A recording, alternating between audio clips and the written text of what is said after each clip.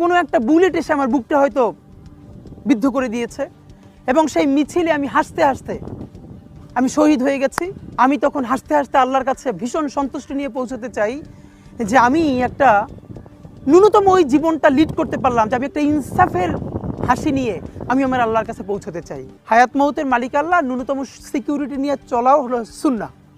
কিন্তু আমাদের লড়াইটা হলো, আমার মা স্বাভাবিকভাবেই কান্নাকাটি করেন, আমার পরিবার সবাই। তো আমি আমার মাকে বলেছি যে দেখো, মানে আমরা যে লড়াই নেমেছি, আমার একটা মনে হয় কি কোনো রাজনীতিবিদের না বাসায় মৃত্যুটা হইতে পারে না, এটা কোনো ভালো মৃত্যু না।